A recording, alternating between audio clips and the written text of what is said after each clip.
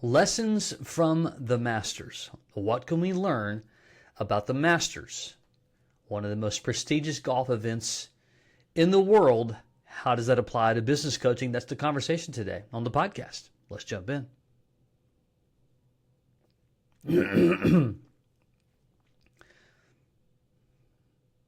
Welcome, welcome, welcome. So glad that you are here. On this episode, quite frankly, it will be shorter than normal because I just want to really but talk about one main point. And I just do believe as business coaches and those, if you are considering your next chapter in life and you're looking at business coaching as being one of those things to give you the flexibility, freedom that you're looking for, income and whatnot. If you're on our coaching team and you look at life, you look at things that go on, we should always be learning. And by the way, if you are thinking about coaching, you're just trying to figure it out, you're interested in our done for you system that we call the focus method. If you want to just grab a time to chat with us about it, to learn more about it, go to businesscoachmastery.com. That's businesscoachmastery.com. You might can click on an email if you receive this episode in an email. There's probably a link to click there as well. And I'm just a big believer, as you move around life, as you navigate, you do the different things, you go on trips, you buy stuff or whatever, we're always looking for ways that how can that translate to business? How does that translate to business growth? How does that translate to doing what I do as a strategist and so on? Get my camera. If you're watching, you're probably seeing me move things around. It's because my camera got off center. And the Masters, it was previously the last couple of weeks, and you look at it and you go, what can I learn from that event? I'm going to give you several different things, just my opinion, to instill upon you. One, fundamentals. As you're growing a business coaching practice, as you are helping businesses grow, fundamentals. The basics always win still today. AI is the most talked about thing on the planet. Is it important? Sure. Are we moving that direction? Yes. It is still, I would argue right now, largely a massive distraction to most people, and it provides very little value. Now, there are great AI tools, and if you're using those tools correctly, that's fine. But we oftentimes move to shiny object things. We think new things are going to be the reasons why we're successful. And I'm just telling you, as I see it, and I'm watching people use it right now, it's not the case. Now, again, there's financial software that AI is great at. There's different things, yes. But by and large, we think that there are shortcuts out there. We're looking at AI as being one, and there are some ways that it can play a role in mitigating time. But fundamentals and basics. I see this, and we talk about this even with other sports. It's obviously this one annual event. You have the best in the world that come together. It's also interesting to watch the best in the world struggle, or even those that don't have a big name to show up on the leaderboard on Sunday. Lots of things that you can learn there. But one, fundamentals, and I just can't stress enough.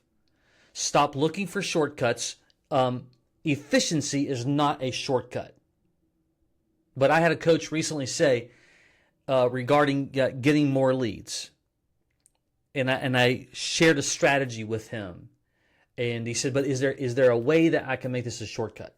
Actual words out of their mouth, and the answer is you take outliers out of a way of it. Maybe there's from time to time, but it's something that you'll chase that 99.9% lose, and you don't want to be one of those people. So fundamentals.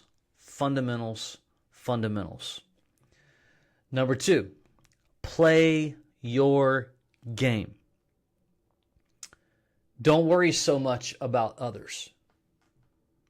We have the comparison trap. We scroll, we doom scroll. We look on Instagram and we see, I wish I could do it that way. We get an email, I should do it that way, and we start chasing that rabbit over here, and the next week we're chasing that rabbit over there, all because we're overly focused on somebody else, what they're doing, and how they're doing it.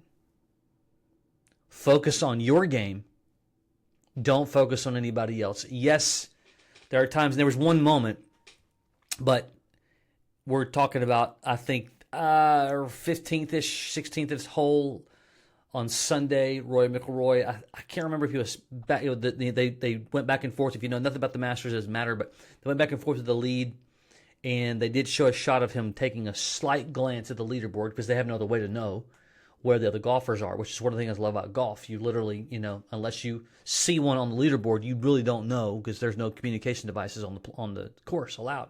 Even the patrons are not allowed to have phones, which is that's awesome.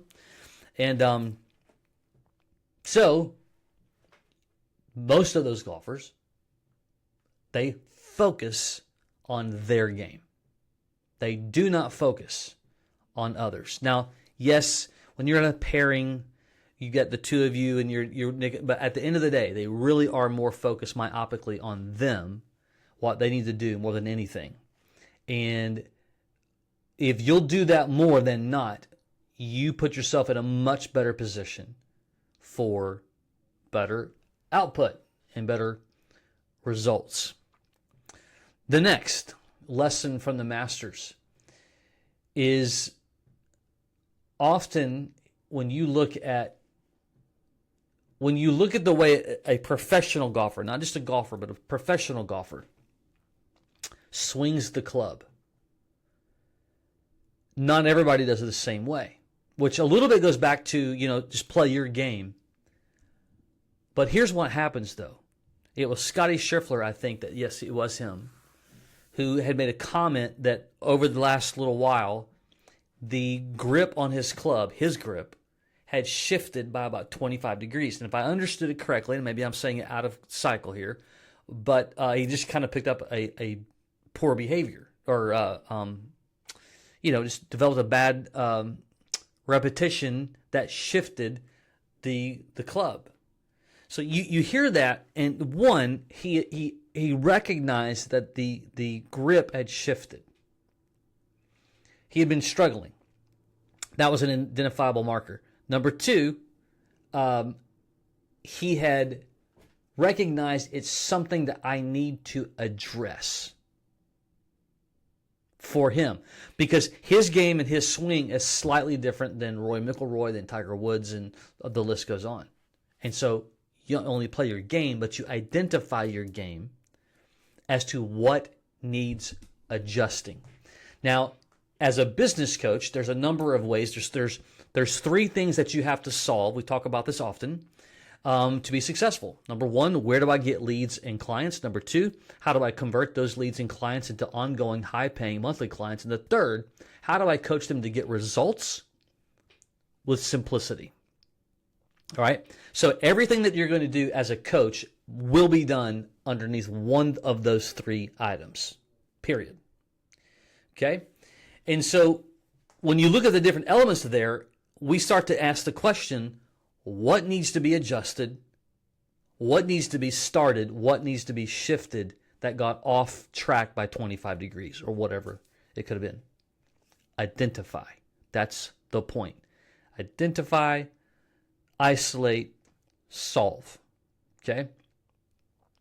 The next is what I would call a ridiculous mindset and focus. That they call it game face. And my plea to you, my question to you, do you have a game face when it comes to your business? Do you have a game face in working with your client? And so as I'm watching the last, couple of holes, well, really the whole week, but definitely the last couple of holes on Sunday. You have Roy McIlroy. He's now, I think, 2 strokes ahead. 17th hole, 18th hole. Dude's dialed in.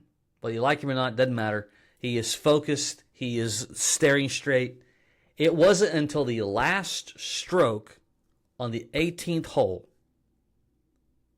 to where he began to show signs of joy, relief, smiling. Like just now, the rest of the 4, you didn't see him flint. None of them. Why? Because they're in the zone. So my question is, and the question I asked myself, Do I wake up? Do I get ready? Do I get my morning started, my week? And do I have the game face on with such intentionality that it's the same way that while I'm playing the game, my intensity is matched with the professionalism of those playing golf? And you may think that's a stretch, and I understand. But here's the point, though. If you want efficiency built into your business, and if you want to preach and teach efficiency into others, you cannot do it loosely. And if you do, you'll just dabble. And if you dabble, you'll get dabble-like results. We don't want to do that. We have to have a game face. And so those are, I know those sound super elementary, but only you can address and answer the question if you are doing them in any kind of manner that brings about consistency in your business as well as working with others. Even like the game face thing. Like when you're working with a client and you're not serious about it, like they can feel that. Like they can absolutely feel like they're in it to win it, or they're just kind of, phoning it in. And when you phone it in and you're just not in it to win it, you're just not going to be as successful as you could be. And while success is in the eye of the beholder, my argument is everything gets improved and optimizes when we take it as serious as a professional on the course at the Masters. Well, the stakes are higher, the money, whatever. Well, you got to make a living. You have a reputation.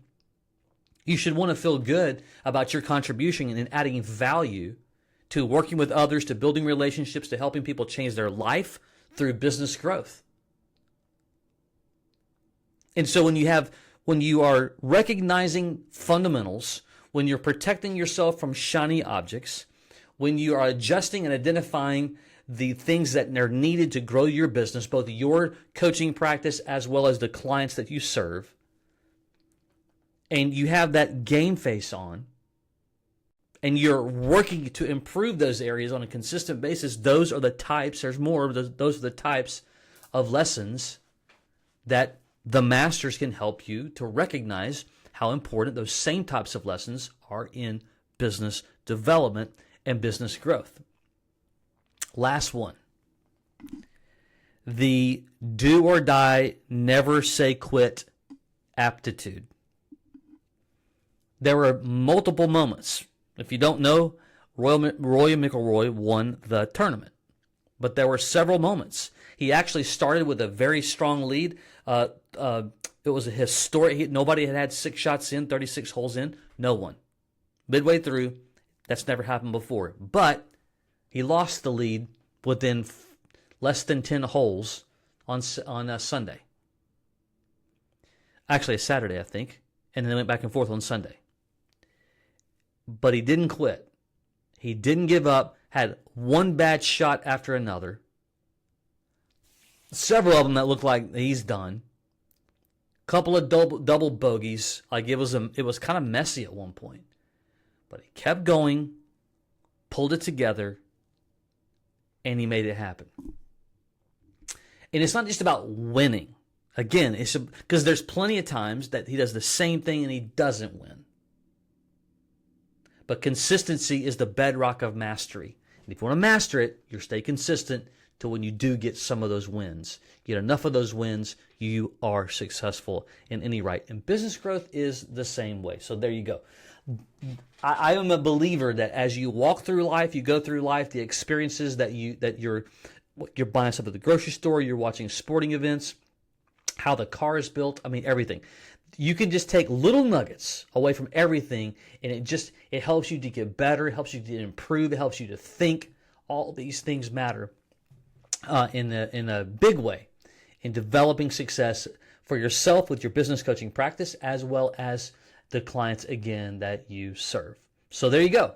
Until next time, take care.